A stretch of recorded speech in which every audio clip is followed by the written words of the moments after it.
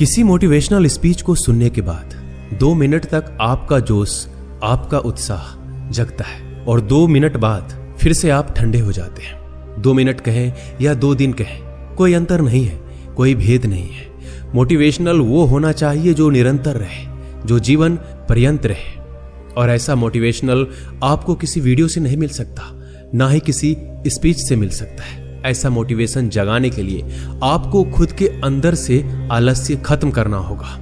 जोश और उत्साह तो कहीं और से जन्म लेता है, और एक बार अगर आप उस केंद्र को समझ जाते हैं कि जोश कहां से पैदा होता है, तो जीवन भर आपको आलस्य कभी छू नहीं पाएगा और आपको कोई दूसरी मोटिवेशनल स्पीच सुनने की भी जरूरत नहीं पड़ेगी। उसमें आपको एक ऐसा रहस्य पता चलेगा जिसमें कि आप अपने आलस्य को त्याग कर हर पल मोटिवेट रहकर अपने लक्ष्य को प्राप्त कर सकते हैं। इससे पहले कि आप इस कहानी में कहीं खो जाएं, इस चैनल को सब्सक्राइब कर लीजिएगा। तो चलिए कहानी की शुरुआत करते हैं। बहुत पहले समय की बात है, जब हिंदुस्तान पर अंग्रेजों का राज हुआ करता था। उस समय ज्यादातर लोग खेती बाड़ी करके अपना जीवन बिताया करते थे। उसी समय टनकपुर नाम के एक गांव में राजेश अपने पिता के साथ रहा करता था। राजेश अभी शादीशुदा नहीं था और अपने पिता के साथ खेती बाड़ी में अक्सर उनका हाथ बटाया करता था। उसके पिता बूढ़े हो चले थे, लेकिन खेतों का काम करना अभी भी उन्होंने नहीं छोड़ा था।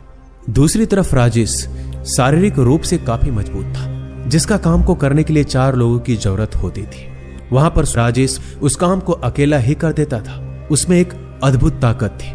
उसकी माँ घर पे गाय और भैंसे पाला करती थी, जिनका दूध पीकर राजेश बहुत ही ताकतवर हो चुका था। और इसी वजह से गांव में कोई भी राजेश और उसके परिवार के साथ पंगा या झगड़ा नहीं करता था। उस समय हिंदुस्तान पर अंग्रेजों का राज था और जो भी खेती बाड़ी में अनाज पैदा होता था, उसका बहुत सा हिस्सा लगान के रूप में अंग्रेज उनके गांव में आकर ले जाया करते थे। इसलिए गांव वालों को अपने खाने पीने की चीजें उगाने के लिए खेत में बहुत मेहनत करनी पड़ती थी, क्योंकि बहुत सारा अनाज लगान के रूप में देने के बाद उनके पास खाने के लिए बहुत कम अनाज बचता था। इसलिए ज्यादा मेहनत करके वो अपने लिए पूरे साल का अनाज पैदा करने की कोशिश करते थे। हालांकि राजेश का पिता बूढ़ा हो चुका था, लेकिन वो खेती बाड़ी के काम में बड़ा ही अनुभवी आदमी था।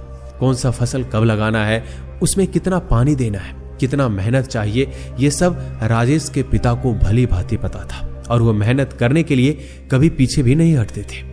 जाड़े के दिनों में रात भर अपनी फसल में पानी देने का काम वो बड़ी ही आसानी के साथ कर लेते थे।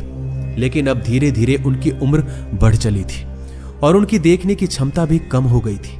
इसलिए रात में फसल में पानी देना बड़ा ही जोखिम भरा होता था, क्योंकि फसल में बहुत से जंगली जानवर रहा करते थे, जिससे राजेश के पिता की जान का खतरा बढ़ जाता था। जैसा कि बहुत बार उस फसल में सांप भी देखा गया था।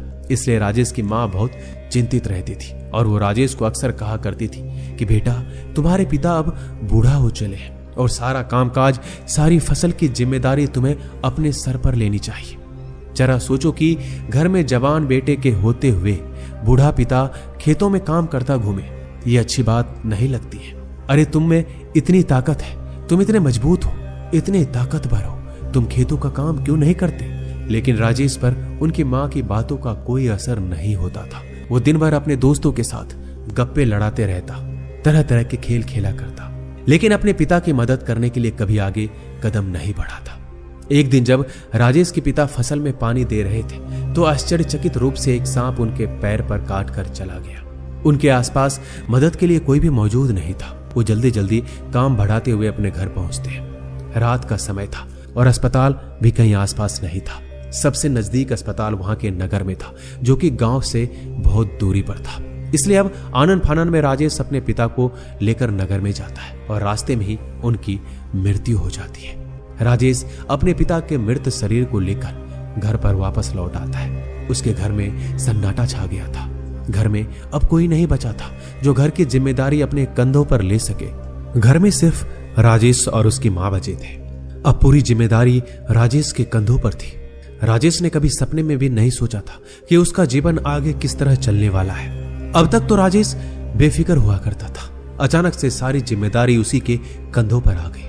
अब उसे ही फसल उगानी पड़ती थी।